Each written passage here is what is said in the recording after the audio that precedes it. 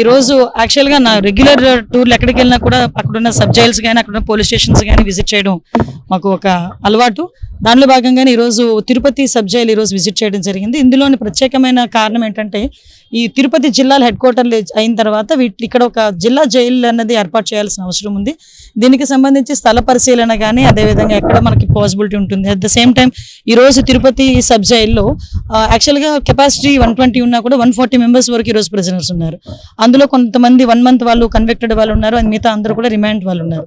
So వాళ్ళకి భద్రతాపరమైన situations ఎలా ఉన్నాయి, వాళ్ళకి ఎలాంటి ప్రక్షాళన జరుగుతుంది. అట్ ద సేమ్ టైం వాళ్ళందరూ కూడా ఇక్కడ నుంచి వెళ్ళేటప్పుడు కంపల్సరీగా ఒక పశ్చాత్తాపంతో బయటకు వెళ్ళాలి, మళ్ళీ ఇక్కడ తిరిగి రాకూడదు అన్న కాన్సెప్ట్తో వెళ్ళాలి. దానికి మోటివేషన్స్ ఎలా అవుతుంది ఇవన్నీ కూడా చూడటానికి వచ్చాం. డెఫినెట్గా ఇక్కడ ఒకటైతే మేము గమనించామండి, ఇక్కడ హాస్పిటల్ నుంచి కూడా ఎవరో ఒకరిని ఇక్కడ నుంచి పెట్టి ఏర్పాటు కూడా చేస్తాం. ఎందుకంటే 140 మంది ఉన్న చోట కంపల్సరీగా మెడికల్ ఎయిడ్ కూడా ఉండాలి, దానికి కూడా ఏర్పాటు చేయమని చెప్పి ఇప్పుడే నేను అధికారులను కూడా ఆదేశించడం జరిగింది. ఓవరాల్గా జైళ్ళని ప్రక్షాళన చేయాలి, జైల్లో ఉన్న వాళ్ళు కూడా పశ్చాత్తాపంతో తిరిగి ఆ నేరం జరగకుండా ఉండేటట్టుగా చేసుకునే బాధ్యత కూడా మేము తీసుకోవాలి.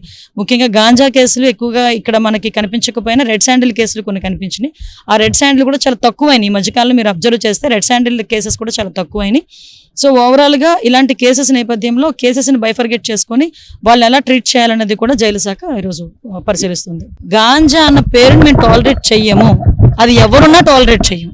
గాంజా అన్న పదం ఎవరి నోట్లు విన్నా కూడా, ఎవరైనా దానికి సరఫరా చేసినా, యూజ్ చేసినా, దానికి ట్రాన్స్పోర్ట్ చేసినా, ఏ రకంగా కూడా ఉన్నా కూడా వాళ్ళ మీద ఎటువంటి వాళ్ళ మీదైనా చర్యలు తప్పవు. అందులో రాజకీయాలు చేయాల్సిన అవసరం లేదు. ఎలాంటి వాళ్ళ మీదైనా చర్యలు తీసుకుంటాం. దాన్ని కూడా పొలిటికల్గా యూజ్ చేసుకుందాం అనుకుంటే కనుక వాళ్ళ కర్మ, నేనేం చేయలేను. చూపించమనండి, ఇది ఎక్కడైనా అలాంటిది ఏదైనా ఉంటే కనుక మాకు రుజువు చూపించమనండి, మాకు ప్రూఫ్ ఇమ్మనండి.